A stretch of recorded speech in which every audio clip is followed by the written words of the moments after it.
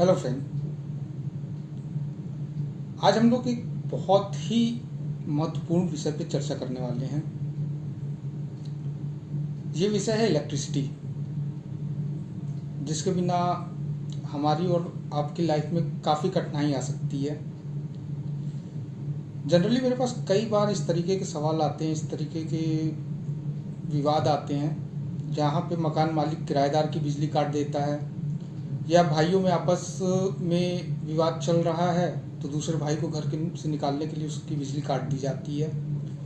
तो क्या ऐसी स्थिति में जो किराएदार है या वो जो भाई है जिसको बाहर निकालने की कोशिश की जा रही है, जिसको परेशान किया जा रहा है बिजली काट के, वो अपना खुद का इलेक्ट्रिसिटी कनेक्शन ले सकता है? हमारे देश में विद्युत के लिए एक कानून है जिसे हम इलेक्ट्रिसिटी एक्ट 2003 के नाम से जानते हैं। इलेक्ट्रिसिटी एक्ट 2003 के सेक्शन 43 में हर बिजली कंपनी को की एक ड्यूटी निर्धारित की गई है इलेक्ट्रिसिटी की सप्लाई को लेके। सेक्शन 43 के हिसाब से दो लोगों को बिजली का कनेक्शन मिल सकता है। वो दो लोग हैं, एक तो ओनर हो उस आवास का, उस परिसर का ओनर होना चाहिए, उसको मिल सकती है, या कोई भी वहाँ रह रहा हो जो ऑक्यूपायर है उसको मिल सकती है। सेक्शन 43 कहता है कि लाइसेंसी की ये ऑब्लिगेशन है कि जब एप्लीकेशन ओनर या ऑक्यूपायर दे बिजली के कनेक्शन के लिए, जब तक कि एक्ट किसी और तरीके से इसको रोकता नहीं है, तब तक ये बिजली विभाग की जिम्मेदारी है कि वो 1 महीने के अंदर वो कनेक्शन करके दे। अब इसके चलते हुए जो राज्यों में अलग अलग बिजली कंपनियां हैं, उनको कैसे गाइडलाइंस जारी होंगी या क्या होगा, उसके लिए इलेक्ट्रिसिटी एक्ट के सेक्शन 50 में इलेक्ट्रिसिटी कोड बनाने का एक प्रावधान दिया है कि हर स्टेट अपना एक इलेक्ट्रिसिटी कोड बना सकता है। जैसा कि उत्तर प्रदेश में उत्तर प्रदेश इलेक्ट्रिसिटी कोड 2005 है, जो कि सेक्शन 50 इलेक्ट्रिसिटी एक्ट 2003 के अंडर बना है। और इस कोड का चैप्टर 4 में प्रोसीजर दिया गया है सप्लाई को ग्रांट करने को लेके, विद्युत कैसे दिया जाएगा कनेक्शन, उसको लेके जो भी प्रोसीजर है वो दिया गया है, जिसका क्लॉज 4.1 ये विद्युत विभाग के ऊपर ऑब्लिगेशन रखता है कि अगर ऑक्यूपायर या ओनर आता है कनेक्शन के लिए तो उसे कनेक्शन देना पड़ेगा।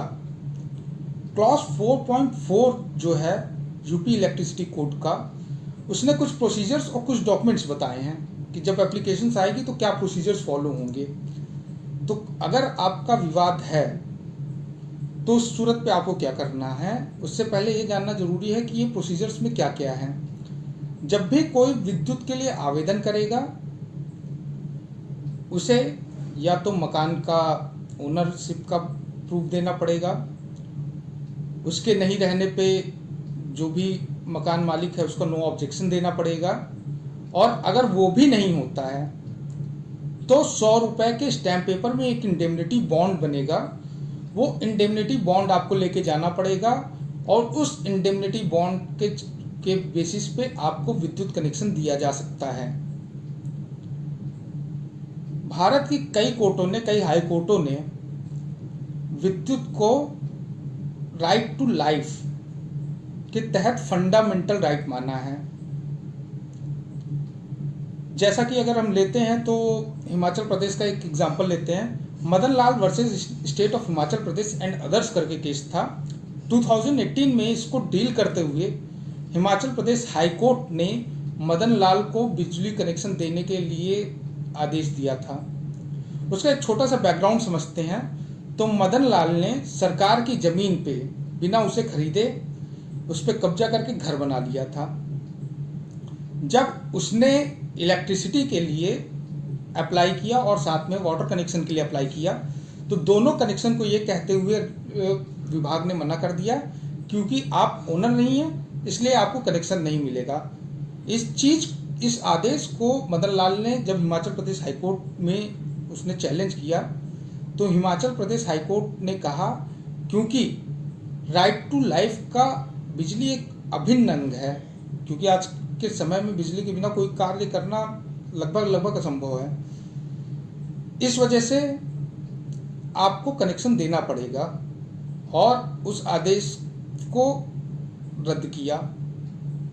इसी तरीके से मद्रास हाई कोर्ट ने, कलकत्ता हाई कोर्ट ने और भी कई हाई कोर्ट्स ने बिजली को राइट टू लाइफ के अंडर मानते हुए, कॉन्स्टिट्यूशनल राइट मानते हुए,